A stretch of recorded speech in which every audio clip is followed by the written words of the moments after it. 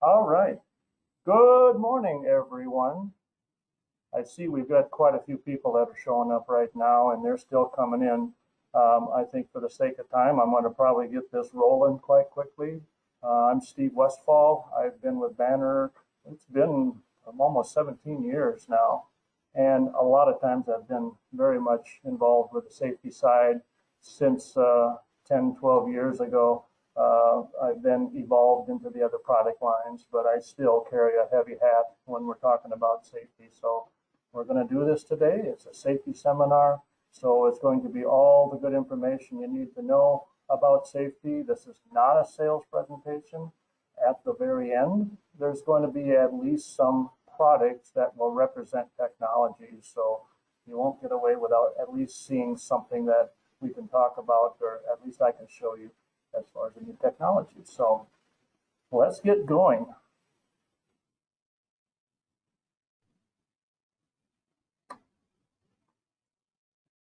By the way, this is not a problem getting a copy of this in your hands, so I'm good for letting that roll. So again, I've just been given a new title, and they more or less eliminated the titles that 3 or 4 of us had, and there's a little bit of a reorganization that went on.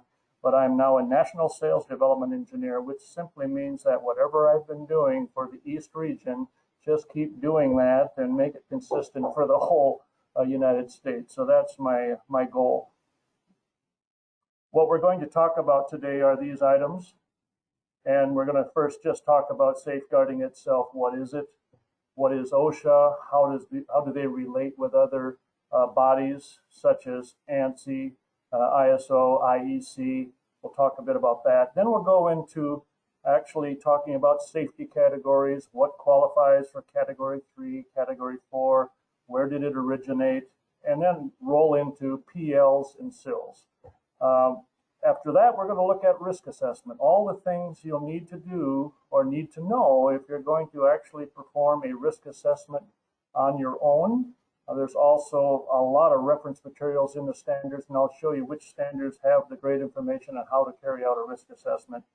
And then lastly, we're just going to look at some types of safety devices, some technology improvements that are out there, not just from Banner, but some things that are out there, and are they safety relevant, or are they just nice to have as a new device that you have on your safety?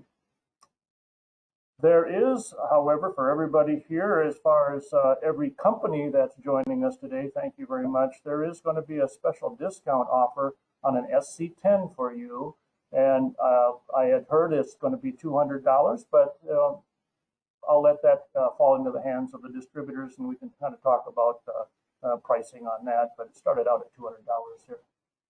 Then, time willing, at the end, we're going to go through a few questions on a Kahoot session. If you've not used Kahoot, at this time, you can actually go into kahoot.it and just kind of get your laptop ready. So when it comes time for the Kahoot questions, if we do have some time at the end of this, you'll be all set to go by putting in a PIN number and everything that will show up for you to enter.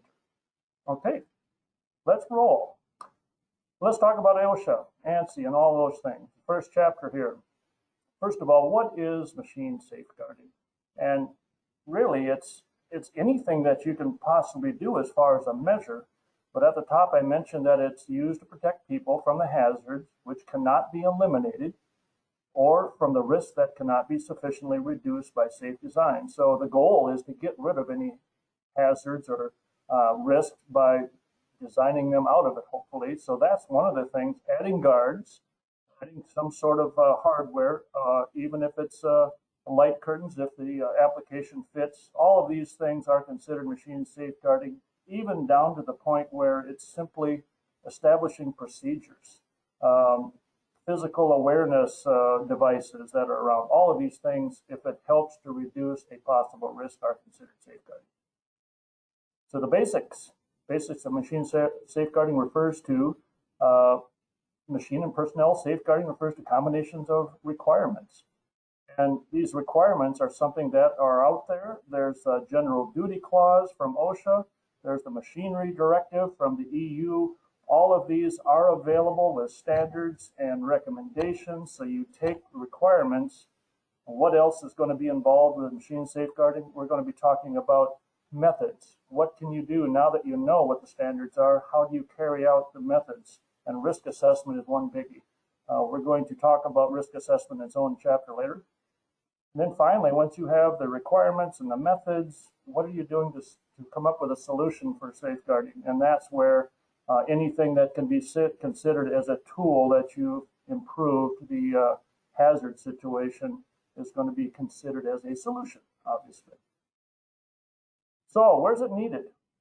First of all, the biggie is the point of operation. That's where people are working in front of this thing. There's a lot of hazards there as far as pinch points or cutting that can happen there if it's not properly guarded, burns, that type of thing, crushing, all of those areas where they have to be doing their work in front of the machine is considered the point of operation. But also it involves safeguarding on those areas that may not be right in front of them. But if you open up a door and you're now exposed to any type of pulleys and belts, that's something that's also going to have to be addressed. And then any other rotating parts, reciprocating parts, any feeding motion, things that are going to be possibly exposed if they can gain access to an area where those are at. So where is safeguarding needed?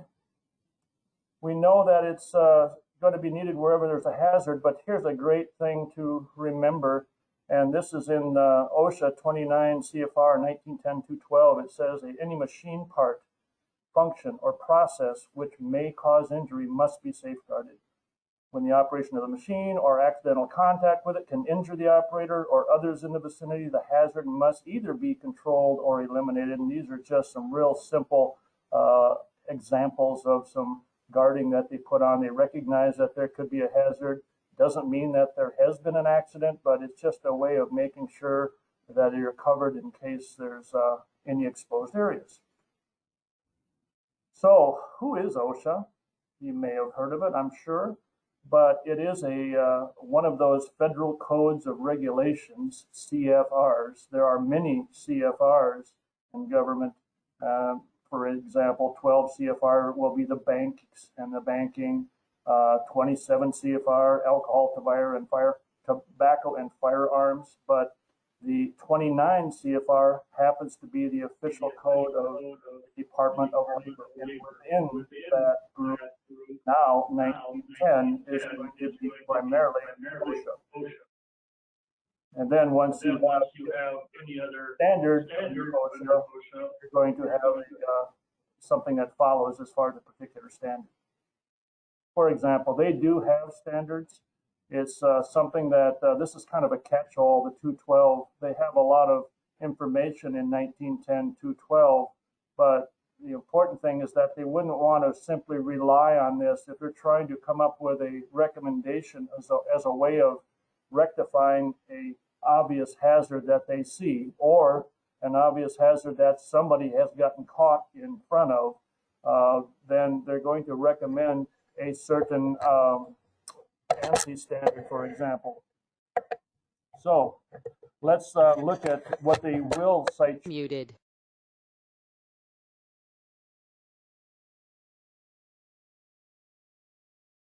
Unmuted. It says each employer shall furnish to each of the employees' employment and a place of employment which is free from recognized hazards. So this statement itself, they're going to want to nail you on, but then it's going to be followed by a recommendation, and typically it's going to be an ANSI standard. It doesn't have to be an ANSI standard, but more times than not, they're going to address a specific standard as a way of taking care of that problem that they see.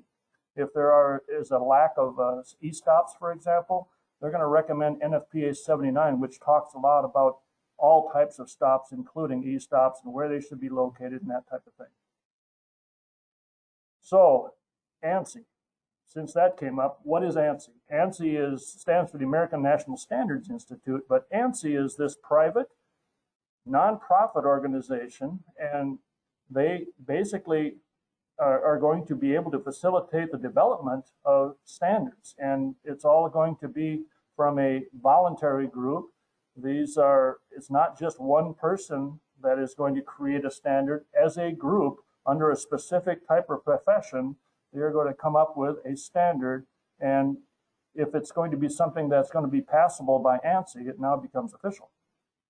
So there's these SDOs, basically, which are all of the different families of groups under ANSI.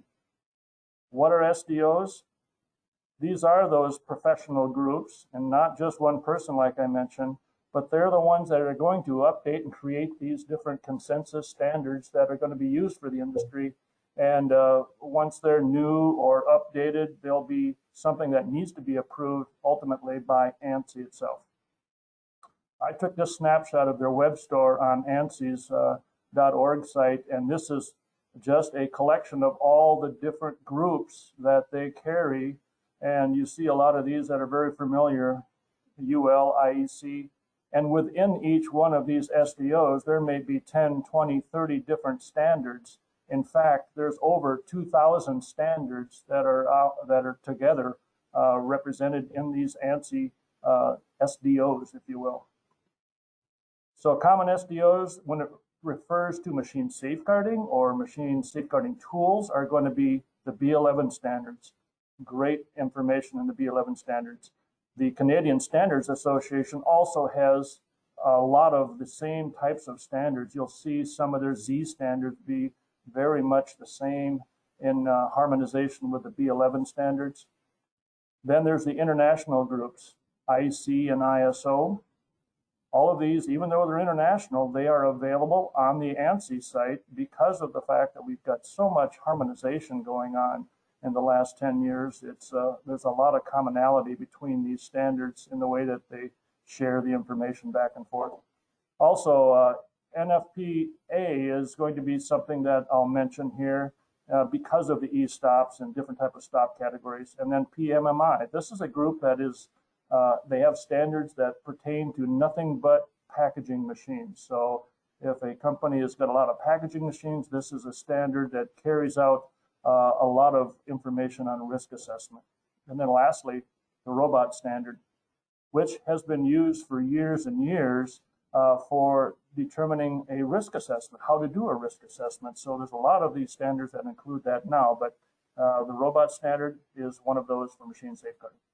Okay, so there's been an ever-increasing harmonization, like I mentioned, and the two major international organizations, like I mentioned, ISO and IEC, has changed along with the ANSI standards to make them so that it doesn't matter which way you're shipping a machine, whether it's going over to Europe or coming back here, there's going to be a lot of requirements that are very, very much the same because there's been so much harmonization.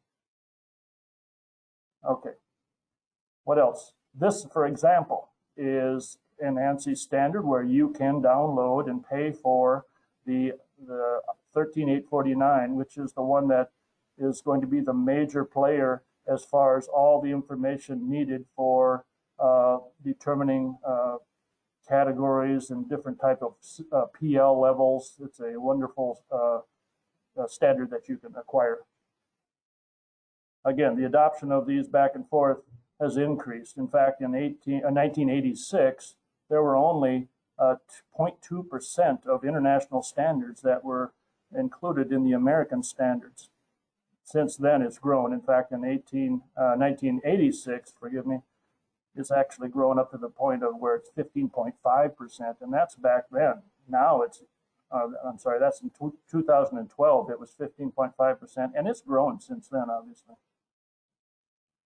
So let me back up here. Is an employer required to comply with an ANSI standard?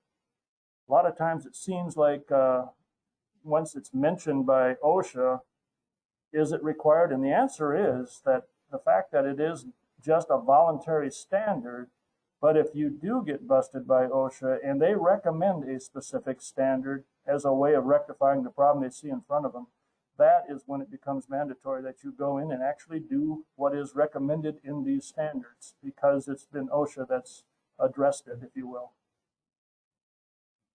Okay, these standards may be beneficial if the effort to be safety compliant. I'm just again mentioning from those groups, this is what we're going to be going through real quickly, different types of standards that I'm going to highlight to show you what they include, and we'll take them one at a time. But the first one, B11, when you look on B11, there's all types of individual B11 standards that pertain to a certain type of tool.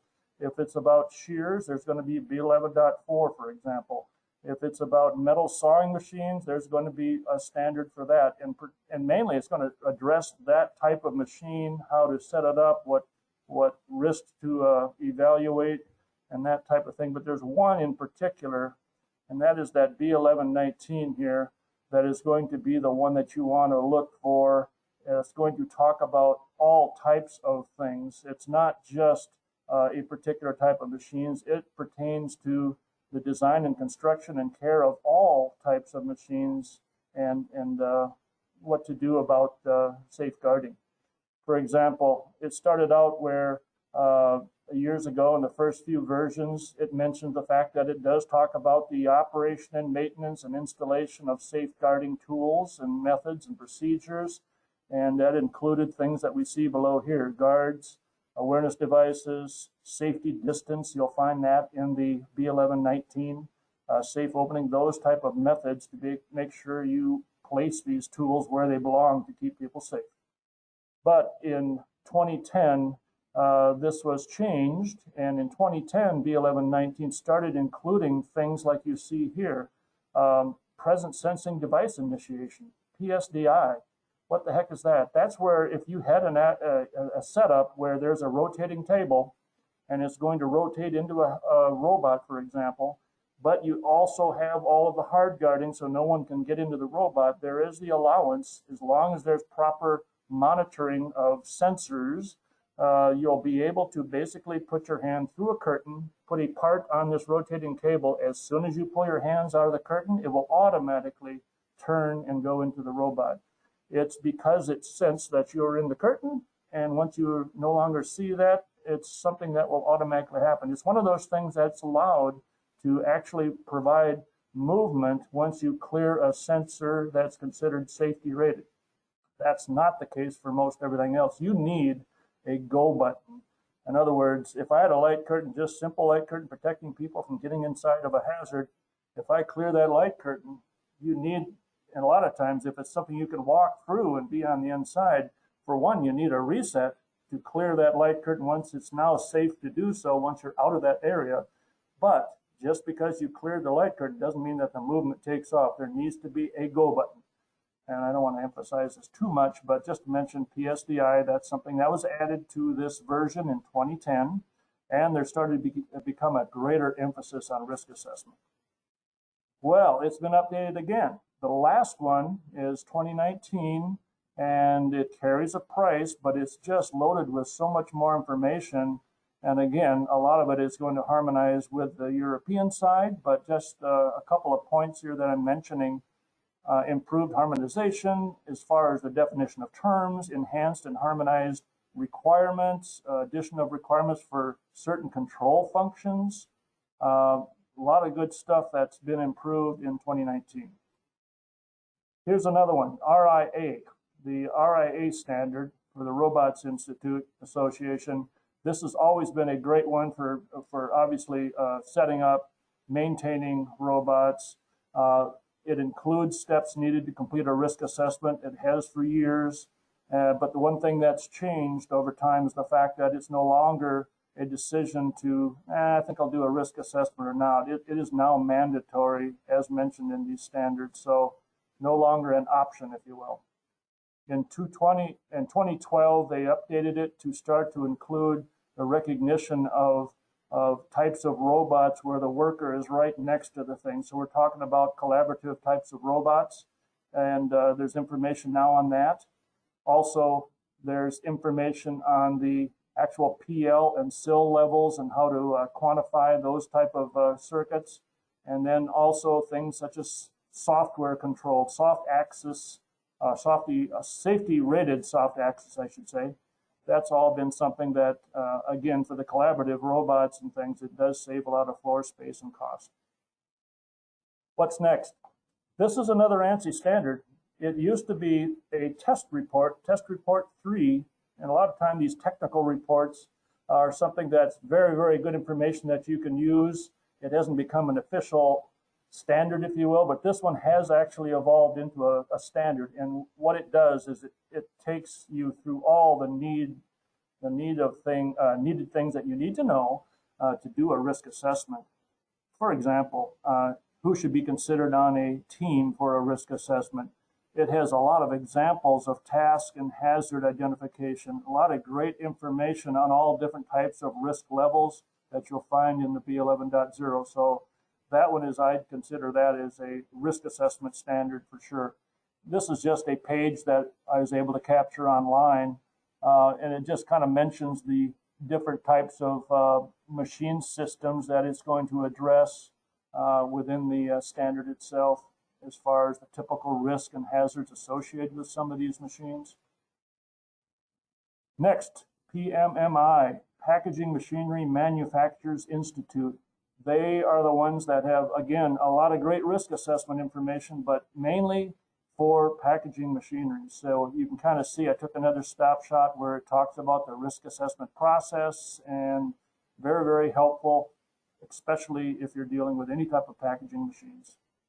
This is just an example of some of the information in there where they'll take a typical task on the left-hand side that you will do on a packaging machine, what the hazards may be on that specific type of task that you're carrying out, and who it is, and if you're clearing door jams and that type of thing. It does cover at least some examples of things that could be considered as far as a risk assessment on all of those individual tasks that somebody's doing on that machine.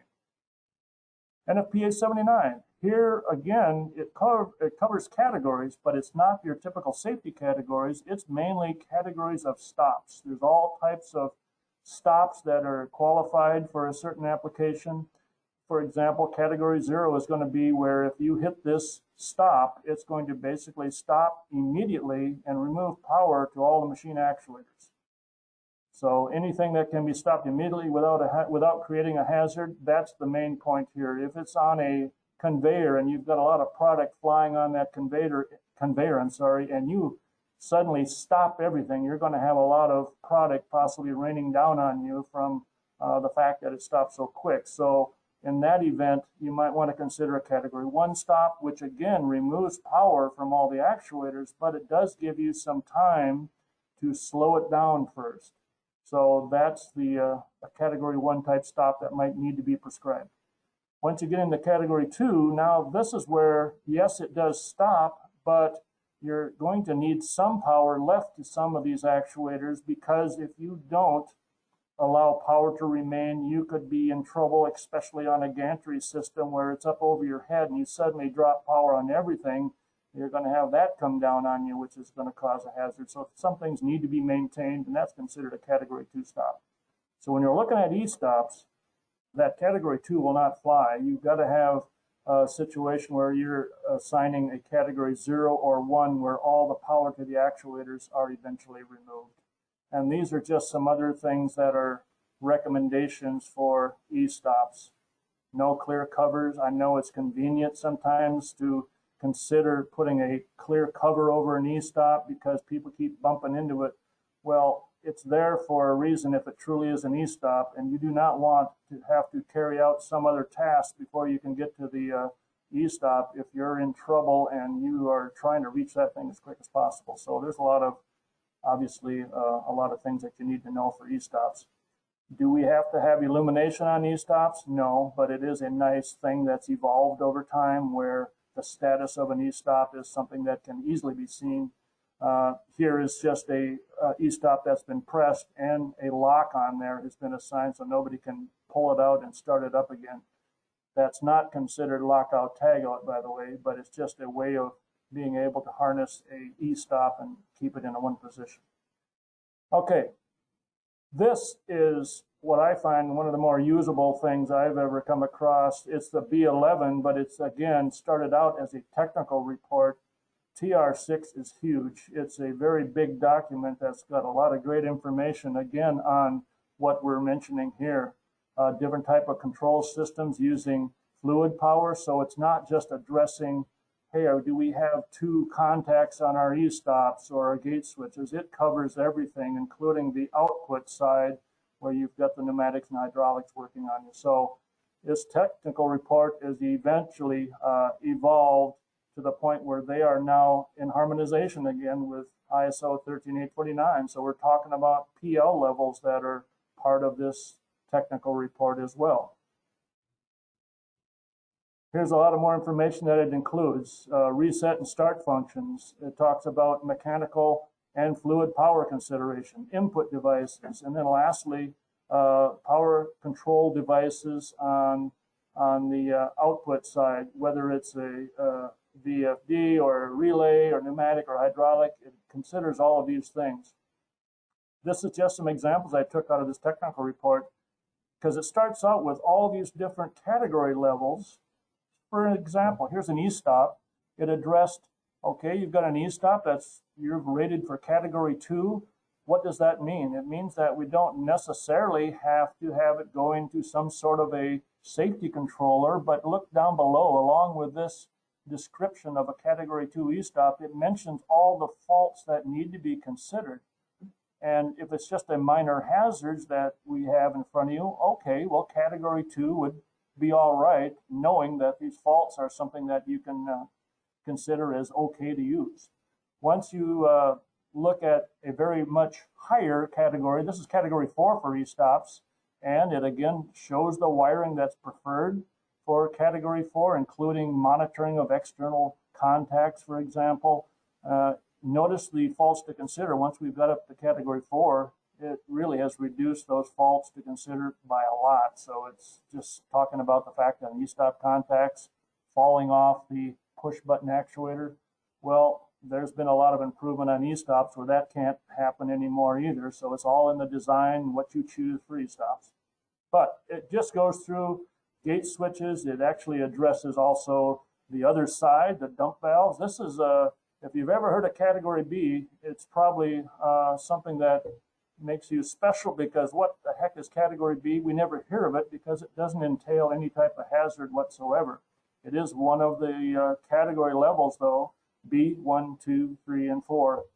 But in this case, faults to consider is quite high. All we're using is just a simple output from a dump valve, and then it'll give you all the other drawings, including category 4, where now we are looking at monitoring redundantly the valves that we have on the output side for hydraulic and pneumatic. So all of that's covered in that standard. It's wonderful. But I called it a standard because now it actually has evolved. It was TR6, but in 2018, all of that is changed, and we now have an official standard, B11.26, which covers everything that technical report does, but also it's going to give us some other information that you kind of see here, as well as a pretty hefty price to download it off of ANSI.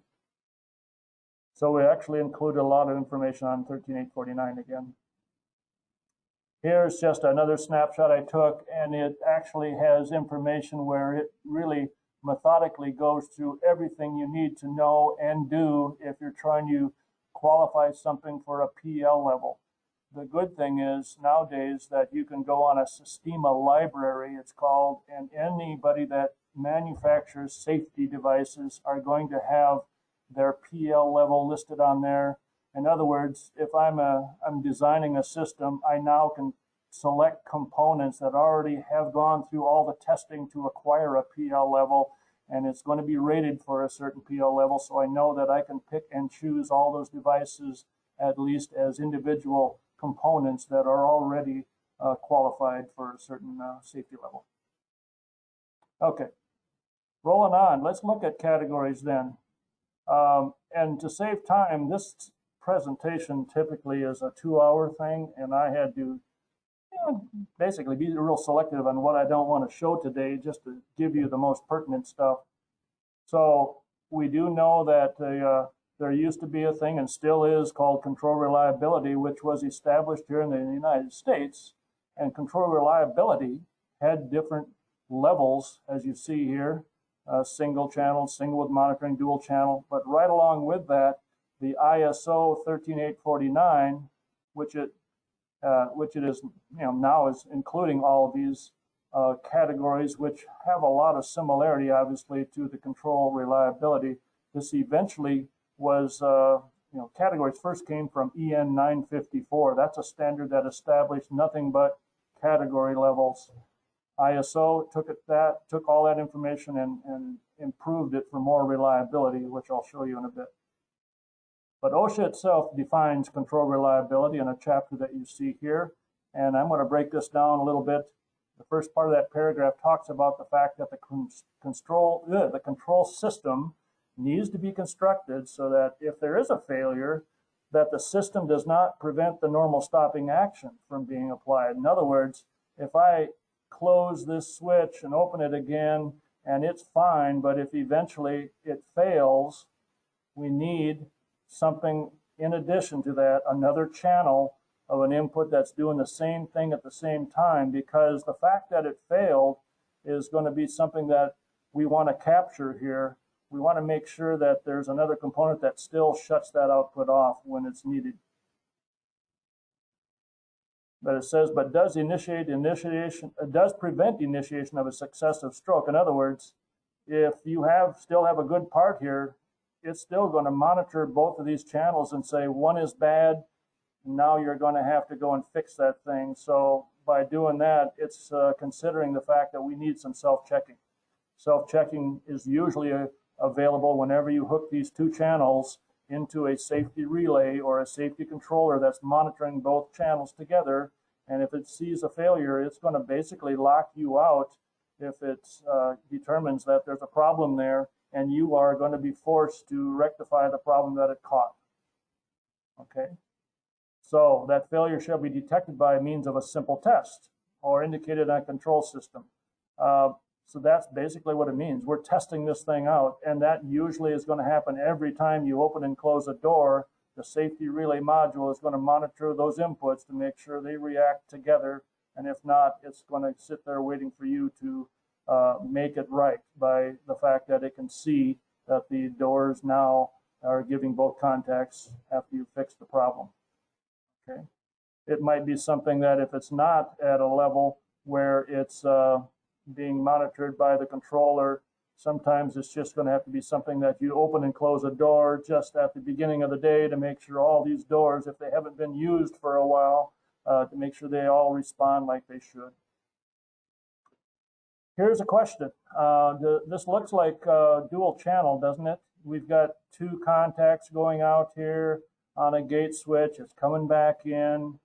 And when you look at the requirements by what we just explained as far as having any type of failure to have a second matching device to make sure that it can capture that these two channels are not working, this may work for category 3, but by definition, it's a mechanical switch. Mechanical switches can have a problem physically that'll affect the whole switch. That's very much a possibility. It just depends on the technology you're using and how old these mechanical switches are. So this is really considered single channel because of the fact that electrically we seem to be covered, but physically, mechanically, if that head breaks off, do we know for sure that these contacts both will open up, or will they sit there in a closed state and somebody's going to eventually get in trouble because the motion is still going on? So that's where it depends on the technology you've got in here. So why two contactors here? When we're talking about a level of relay logic out here, and this will actually fall into place when we look at category 3 or 4, so I've kind of gotten ahead of myself a bit, but in category 3 or 4, or dual channel with monitoring, we need two contactors because of the fact, again, that we want to capture when one of these fails. If this starts to stick, and when it sticks, it's not going to be able to open up because of all the arcing and sparking on that one contactor. We've got a monitoring channel here that is going to make sure that when you are shut down, that you're going to obviously open up the contact feeding the motor, but that monitoring contact will close, and that's a way that we can assure that that thing opened up like it should. Well, if it doesn't, you're never going to get the output to stop when you try to open up a gate, and it doesn't actually stop because it's fused. you need a second contactor again to do the right thing and open up like it should, because you're probably not going to have this thing fail where both of them fail at the same time. So you're able to capture that there's a problem here. What will happen is EDM monitoring is what we're using here. External device monitoring is something that says, I will, sometimes it's actually tied in with a reset circuit, but if it does not detect that both of these contactors did open up like they should by monitoring the connection that gives us that potential coming back into the reset side, then we won't be able to reset if it doesn't match up here. So that's the whole point of EDM monitoring. But there are some input devices where we are already covered just by having something coming in here where we don't need redundant RFID switches on a door, for example. Today, these RFID switches have all the brains that are either built into the component itself or somewhere in the connectivity. So we already are at a Category 4 PLE level with a lot of these RFID switches nowadays, so you don't need redundant RFIDs on a door. We're covered with the fact that it's monitoring itself and making sure that it works at all times. But back at the mechanical side, for Category 3, this is what you're able to do. You're able to daisy chain these doors together, but there needs to be two individual electrical paths as well as mechanical. If you notice, there's two on here. In fact, to get a CE mark, there's even the term that comes up where there needs to be diversity, meaning that these may have to be two totally different manufacturers to really make sure we have no common cause failure. If they are the same identical switch, maybe they both fail together around the same time. And so there's been the acknowledgement that you need redundancy and diversity if you're using two doors on or two switches on a door. Anyway, all right, we talked about Category 3. How the heck do we get to Category 4? Because on this summary, comparing again the B11 standard that talks about control reliability, but also it's going to talk about the requirements of categories and where they kind of fit here in comparison. When we're looking at the difference between 3 and 4, the biggie is right here. It says the accumulations of faults must not cause a loss of a safety function. So if you had a daisy chain situation like this here, and one of them does fail, and it's catching that we've got a bad part, all you got to do is shut that door again and open up a good door and close it, and this will think you fixed the problem and let you continue. So that's where this statement here is going to say, no, that is not going to be able to happen. You must not cause a loss of safety function by the accumulation or the covering up of known bad doors, if you will. So this is the only way you get around that using relays, obviously. You have to have two of the switches on a door that goes to its own monitoring relay. So now there's no way for Category 4 that you can ever possibility fool the system. If this doesn't work, this will not accept it, and you're not able to run your machine until you swap out the bad part. Anyway. All right, so Category 3 and 4. Let's say you want to build the safest possible machine, so you choose that Category 4 structure like we just talked about. You've got all the qualifying types of inputs that meet Category 4 or PLE. Hard guarding is properly in place. Everything looks safe, right? Well, did you install Category 4 pneumatic dump valves? Most likely you didn't, unless you're up on the new technology these days that do qualify pneumatic and hydraulic dump valves. Because if you're just entrusting in a single solenoid return valve to release the pressure when you're supposed to, or when it's supposed to, it actually could create a potential hazard if that actuator is not working quite right. So nowadays, what do we have? We have developers, and this I just grabbed off of Fluid Sentry. I found that they're an Australian site, but regardless, a lot of people now have got redundant safety valves. Even though it's coming from the main valve position, it's actually got two of these pressure release valves, so you can monitor both of them. Why monitoring two? It's just in the likelihood that if you only had one and it fails to give you the right feedback to release that fluid pressure, which can be very dangerous. You want to make sure that you've got two of these pressure valves that give you that same state. It's the same reason of having two contactors at the end of the line, if you will. So that's what they mention in their publication. They talk about the fact that this is category 3 and 4 application okay to use for that. So it's something that you'll find nowadays. What about VFDs? VFDs, there's actually, I'm picking on the Allen Bradley 525 here, but those safe inputs, safety 1 and safe off 2, those are going to have a problem potentially if you try to hook up light curtains or anything with OSSD outputs to them, because of the fact that those two channels, once you bring them back up here, they want to do a Kahoot in 10 minutes. I'm going to keep it Kahoot to the end of the presentation, folks. You won't be you'll be able to hold on till then, because I definitely want to get through this before we get to that Kahoot thing, if you will. Thank you. I just want to mention the fact that the 525, when you turn on the outputs again, there may be a slight difference between OSSD 1 and 2. And we found that light curtains or safety controllers might have something that extends beyond that 10 milliseconds, so they may not work. In fact, they even mention in here that that we have an issue where sometimes you're going to have a safe off mode that might have a certain type of, what am I showing here? Okay, disconnect power to the motor and verify the voltage is 0 before performing any motor or work on the motor. This is just to make sure that there's going to be a possibility that there's a coast to stop action. And also the fact that that 525 in itself is only rated for SIL 2, and that's basically equivalent to about a category 3. So how the heck do you get category 4 out of this 525 series? Well, first of all, just to kind of rectify the OSSD light curtain issue, when you look at any of their publications for the 525, they're always talking about contacts. That safe 1 and safe 2 are being fed by some sort of contacts. And that's what we're really trying to, what they're trying to use here is the ability to catch a contact that sticks.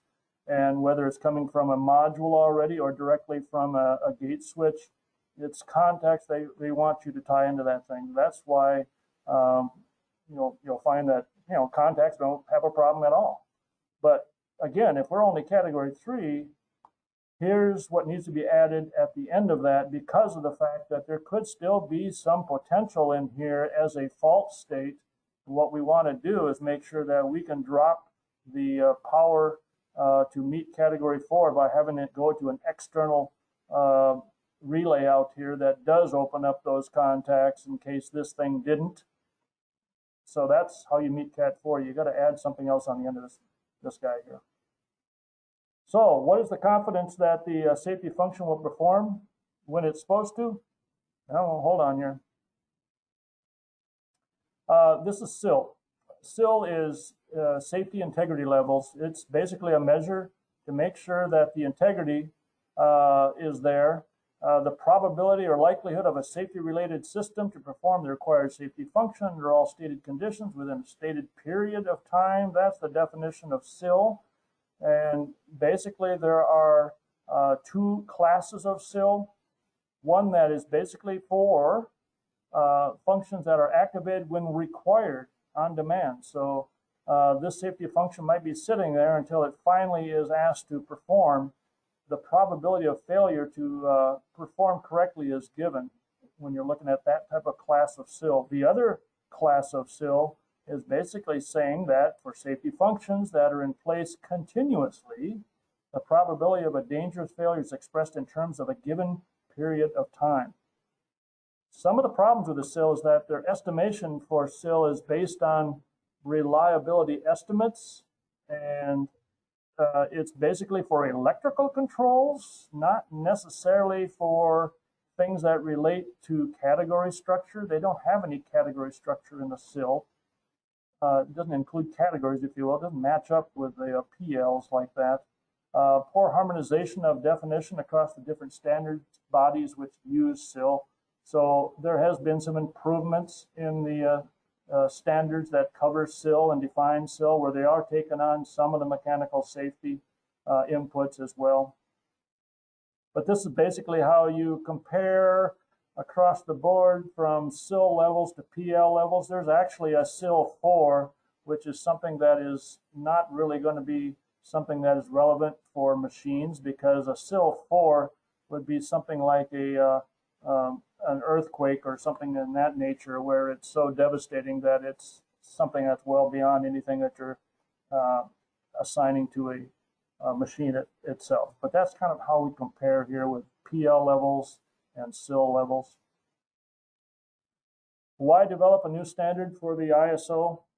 Well, in this case, it's something that's going to have a lot more reliability. We're covering the same categories that was found in EN 954, which does not exist anymore. But we're looking at the availability to also have something that says, great, you've got the right categories, but how long in the future is this going to last? How long are you going to have that same capability? So otherwise, it's you can see here, I'm just going to move along a little bit faster. You're able to see a lot of other things that are consistent with 13849 here. Okay, so it was established in 2006, came up with performance levels again, while retaining categories from 954. So we haven't lost that, but now it's going to be a performance level is used to specify the ability of these safety-related parts of the control systems to perform the safety function under foreseeable conditions. So we are expressing it in probability of dangerous failure per hour, which is fairly consistent with the SIL levels. They have similar results as far as the compatibility with the method of SIL versus PL. But I won't go into this too much, but in PLs, there's actually 4 different things that need to be carried out. One is the category structure we've already had in here since 954, but also there is a mean time to dangerous failure, which is a huge equation that needs to be addressed. A diagnostic coverage is also using a big equation. And then lastly, this is more of a chart that you fill out where you're trying to reach a certain level if it has protection against contamination on a circuit board, if you're not having any type of shorted signal paths, if there's diversity on the design. All of these things are going to qualify you for a certain number that allows you to use it for category 3 or category 4. This is just kind of a structure to show, as far as importance wise versus size, what really is going to be the main factors that we're dealing with to meet a certain PL level, and the categories are the big thing there. This is just a chart that shows, it's typically in this 13849 that kind of addresses the different components I just talked about and how they kind of fit in meeting a certain category. For example, if category 4 is a level that looks for nothing but a mean time of dangerous failure that's very high, and a DC average that's very high, that's only going to be something that qualifies for category 4. Otherwise, if that same mean time to dangerous failure is used with some lesser component results down here, you start to evolve into certain PL levels, if you will. So a PLE got to be category 4. Here is just a chart within there that deals with risk assessment. And we're talking about risk assessment where if you do all of the things that it's asking you for here, for example, severity of injury, how badly can I get hurt? Is it irreversible or not? It's going to be a SIL 1 or a SIL 2. Same thing with how far or how frequent I'm exposed to either one of these severity levels. And as you see, it starts to grow into a nice pattern where at the very end, you're going to have a risk level that's assigned to a PL. In other words, PLE is going to have all of the things that are going to make it a very, very dangerous situation unless it can be reduced or eliminated as far as those hazards. But you need something that's been rated to be able to cover with monitoring and everything else that takes place in some of these devices that meets a certain risk level of category, or PLE, I'm sorry. So that's all kind of a result of the things that you fill out under a risk assessment and where it kind of falls. All right, let's let's quickly do some definitions and things of what you, if you're going to do your own risk assessment, where do you find the information and what does it basically say? For one, it's really talking about the fact that we have our own standards that have its own definition of assessment, as you see here. And right along with it, there's many other standards that pretty much call out the same thing. We're looking for evaluating risk, risk analysis, risk evaluation, and the severity of harm, the probability of occurrence, just like we saw in that chart. Why is it important? Protect users from harm by reducing risk. Product liability is reduce or eliminate cost because there's medical or workman compensation that's been improved. It shows due diligence, improves the product and process design by looking at it from a different perspective. And this is something that's in that technical report that is evolved into B11.0, but it says both the supplier of the machine and the user of the machine have risk assessment responsibilities. The suppliers, being the ones that design the machine, should have already designed out a lot of the hazards in their design. But the users, if they're going to add on different things to the machine they got from the supplier, let's say they want to change it a little bit, well, you've got to do a risk assessment to make sure that whatever you're changing, or if you need to reduce it further, that you are taking on the responsible steps of doing a risk assessment to carry that out. When we ship machines over to Europe, it's got to have all the safety loaded onto it. When something from Europe comes over here, it's now something that's a little different. It's voluntary. You want to make sure that you do the right things to bring it up because it may not have as much protection as you think it should. So as a user, it's your responsibility to make sure over in the States that you're not hurting your people, if you will. So that user is not one individual, but it's going to actually have a team. And this is just some ideas of who to include. It's not just one person that's doing the risk assessment. You may need to involve a lot more different types of people that have anything to do with that machine. It might be the forklift driver coming in there, things that they're going to represent what they're in front of and how to improve the risk that they're in front of.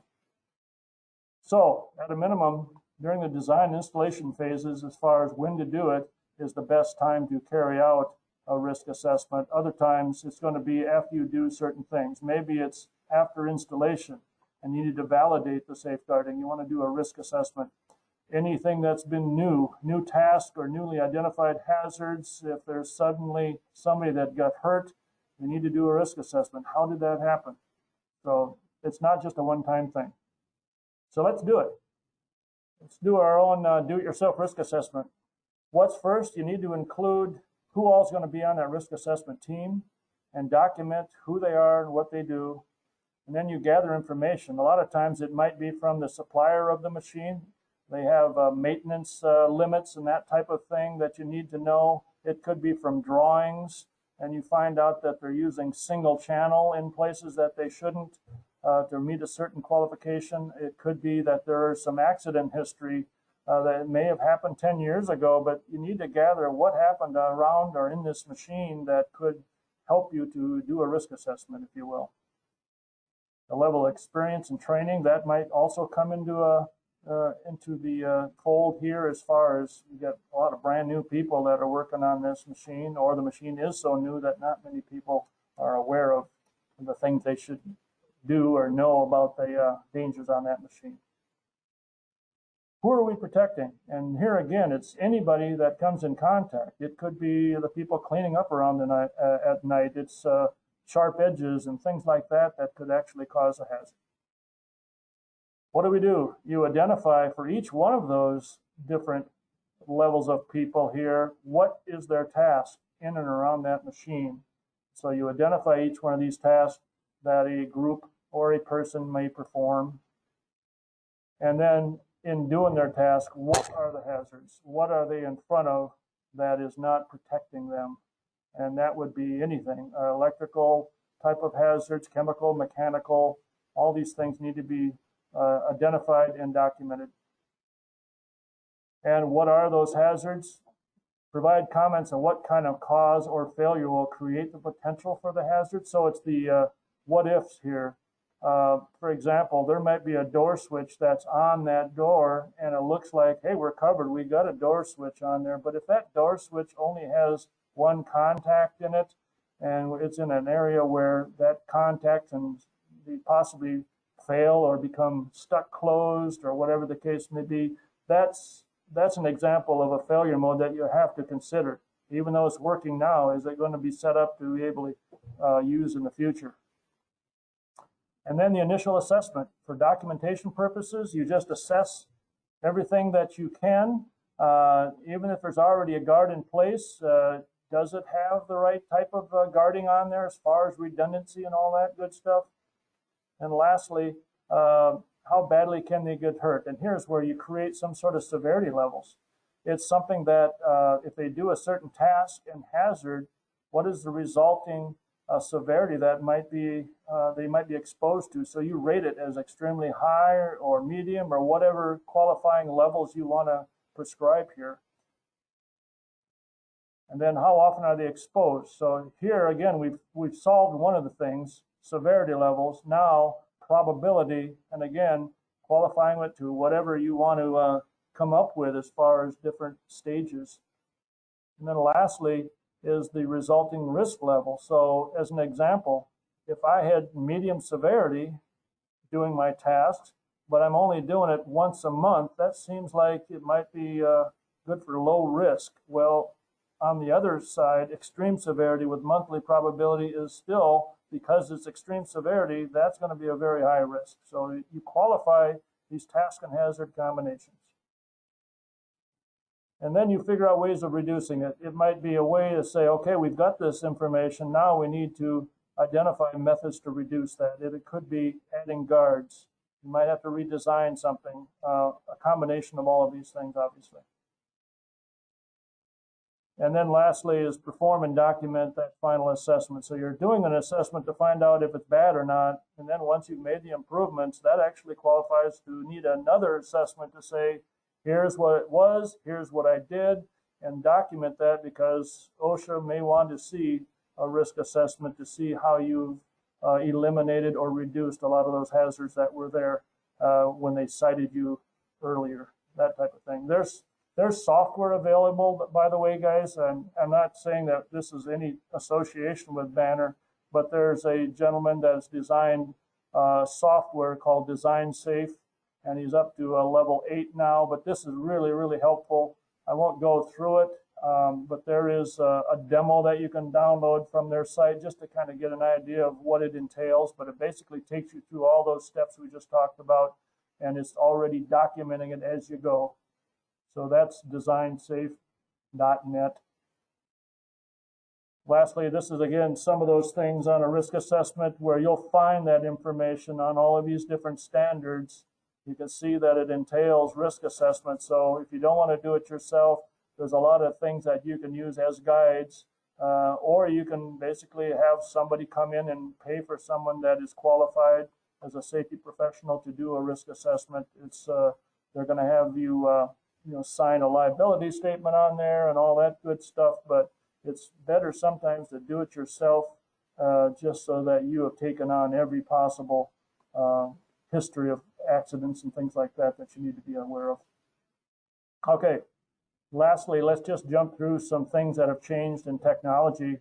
Many new and existing safety products might include new technologies, but check it out, because some of those new technologies might look great, but if you look at the way that it might be convenient, but maybe it's missing some things like certain IP level or certain, certain level of whether you can use it in a washdown area or whatever the case might be. Sometimes those ratings may not be what you want, even though you love the new technology, and you just got to check out everything on its specs.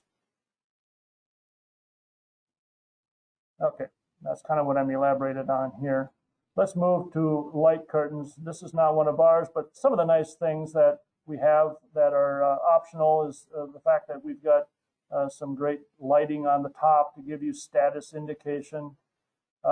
Sometimes the technology might include some really neat indicators to show you what area is actually blocked by just checking it out to see which ones turn from green to red. SICK, for example, have things called system plugs where you basically set up all your needed conveniences, whether you want muting or EDM monitoring or cascading. It's something that can be set up on a set of dip switches and slide it in there, and now those features are available. There's even something from Allen Bradley where there's a plug that goes into what's called a transceiver. It's something that you either program as an emitter or a receiver by sticking in this plug. So that's something new in technology-wise. Having IP67 is nothing that's that hard to find, but once you have the availability of getting something that's able to meet up to IP69K, we have that at Banner, and that's really a nice feature on light curtains, that you can have that nice rating hygienically for something that can be used in a very hot washdown area. And 6 IO link connectivity is something that you can get on a light curtain. They also have something called an NFC, which if you want the diagnostic information, all you do is hold your phone up near the light curtain and it'll dump it into the phone for you. So it's some neat technology out there. On gate switches, I think the RFID is what's really been a game changer in the way that they can create a performance level and a CAT level within the sensors itself and have all that monitoring and redundancy built in. It's something that you can have on a daisy chain string here where, just like I showed earlier, you are meeting category 4 by the fact that these are all rated just like light curtains that you would cascade. All that information is already available monitoring wise in each one of these individual doors. So you don't need 2 on a door. It's all good to go with 1 on that door.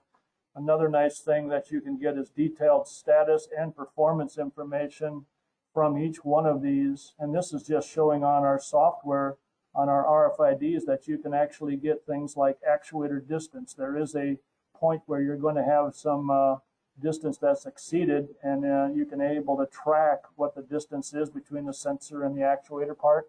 Also temperature internally, a lot of neat stuff that you can capture not only on the software but also on the Ethernet side. It can send this information to the HMI. So local status indication, you can have up to 32 switches of these RFIDs connected on a string, and all it's going to take up is 2 OSSD inputs.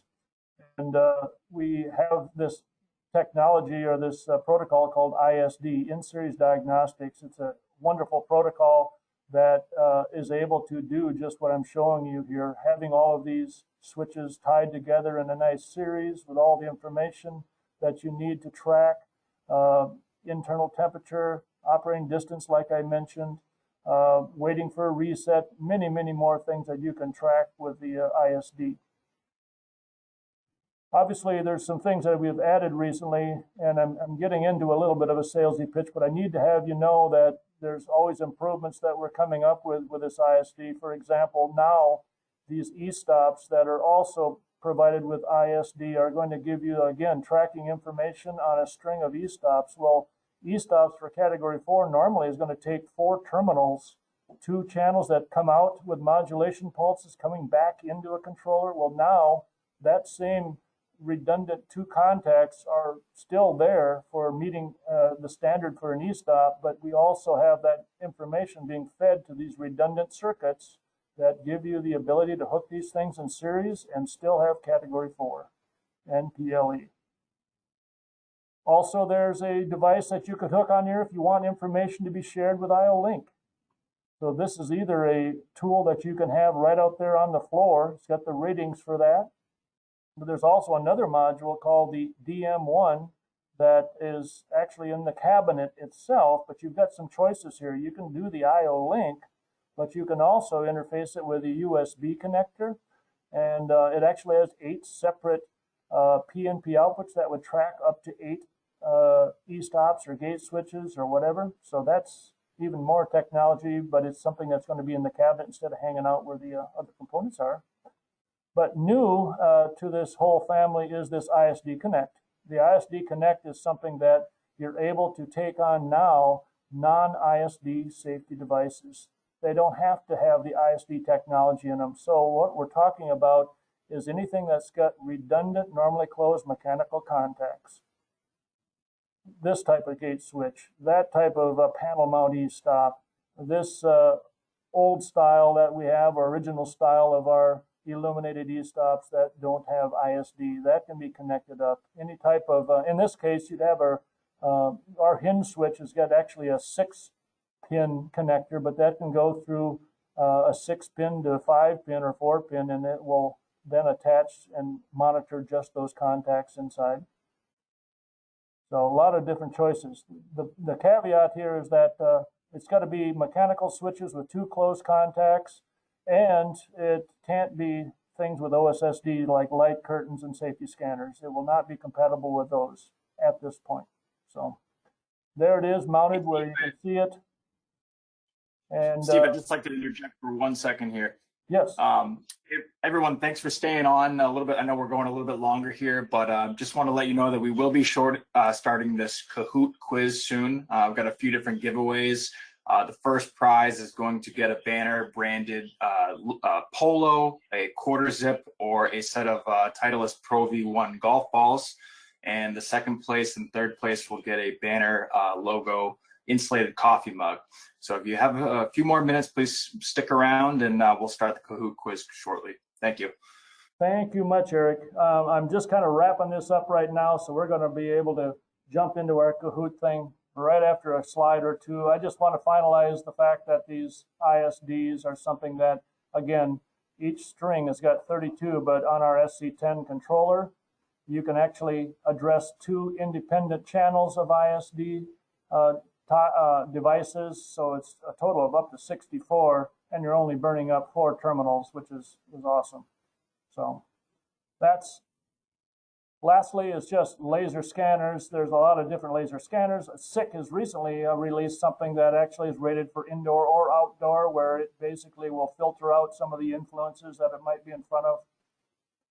And it's common to have cascadable master satellite type scanners. If you want to have these on these self-guided AGVs, it's a great thing to have where they are all talking to each other. And I don't know if you realize what our scanner looks like, but hey, these look like our scanners. In fact, it's something that we're actually going to have released here this month. Is going to be some new scanners that actually will have up to 4 of the 3 additional satellites, if you will, that talk to the master, and it's going to be able to cover a lot of the things that you see here on these bullet items. Field replaceable windows, removable memory, up to 3 OSSD pairs in case you want to switch to that many taut pairs, that type of thing. So let's jump into our, I want to make sure I get this right here. So all I want to do is jump into Kahoot. There we go.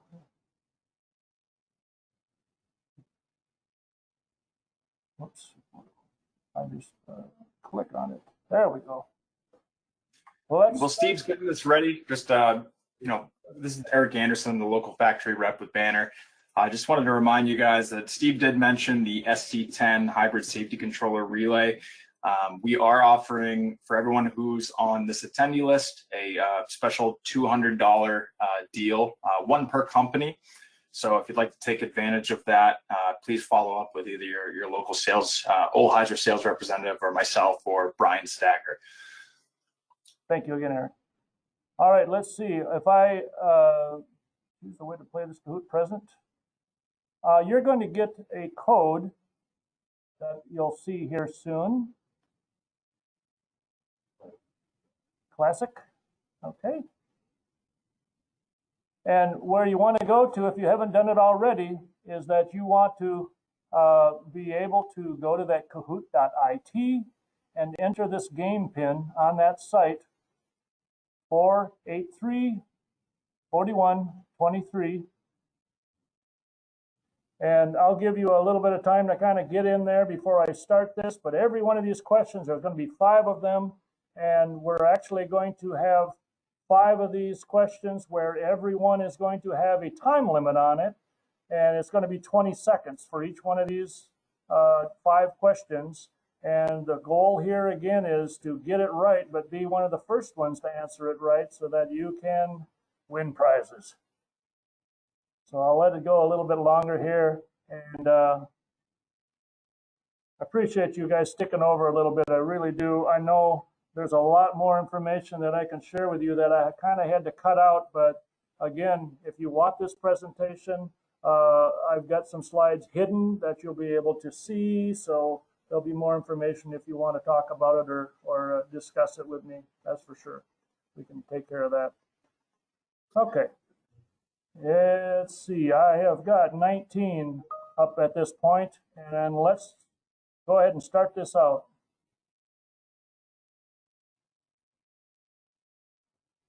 We're doing some safety quizzes here. Here we go. What is SDO for the safety topic? As a safety topic.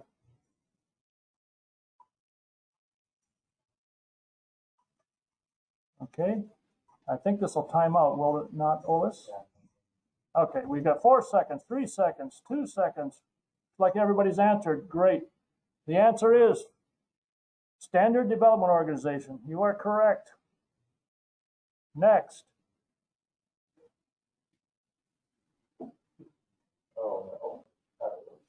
Olis, did you actually jump on it? Well, that's great. You're not qualified, so in this case, Christian actually is in first place here. My coworker here couldn't help himself. He jumped in on it. All right, next. Quiz number 2. What statement is not true? Not true here.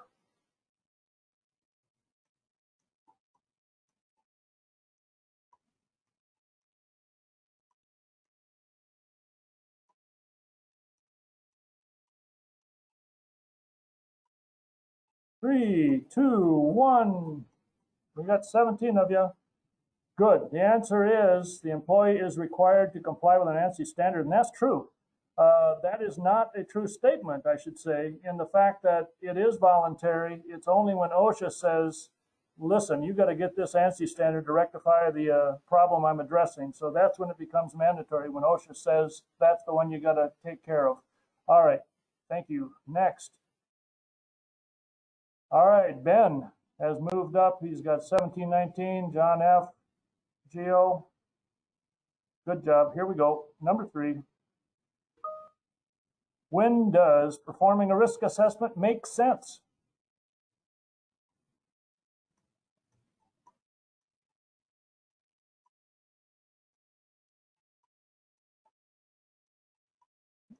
Boom. All of you are in, and I think we know the answer here. Very good. It's all of the above. It's true that it's important at all these other stages, especially the design stage, and there's 3 of you that did pick that one, so I can understand that. But technically, at any time, you can do a risk assessment depending on the situation here. So thank you. Next, let's see. John F. moved up in there. Ben and Gio are still banging on their end here. We got Christian and Jameson that's also following up. Good job. Here's number 4. What does ISD stand for relating to banner products?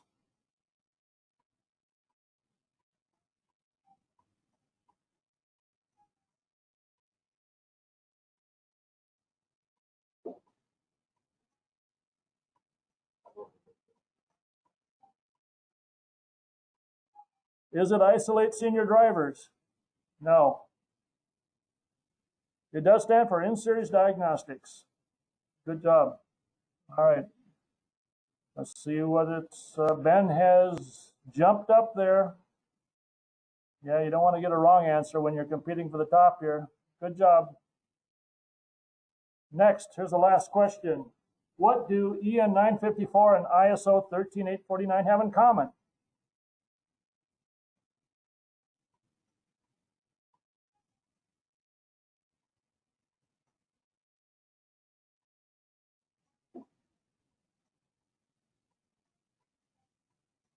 Kind of a tricky one here. It's a trick question. Aha, the results show it's tricky.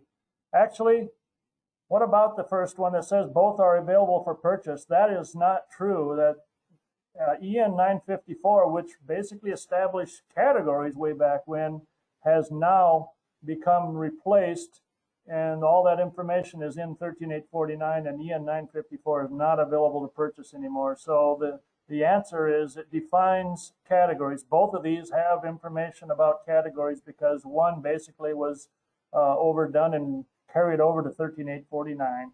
So control reliability was originated in both? Not true. Control reliability is actually something from OSHA and was used on a state side here under the ANSI guys for quite a while, since until everything got harmonized here lately.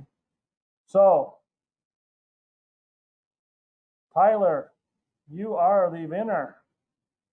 No, I'm third place, I'm sorry. Gio is in second place, and our winner is, how dramatic, Ben. Good job. All right, guys. Any other questions out there? If not, I'll wait on for a little bit, but thank you all for joining the seminar once again. And again, any questions you've got or any elaboration you want on some of the topics I talked about, I can be reached. So thank you all. Take care. Thank you, Steve. Great job. And once again, if you have any questions, you can reach out to Steve directly, myself, Eric Anderson from Banner, Brian Stagger from Banner, or your local Ohlheiser sales rep. Thanks again for everyone taking some time to join us.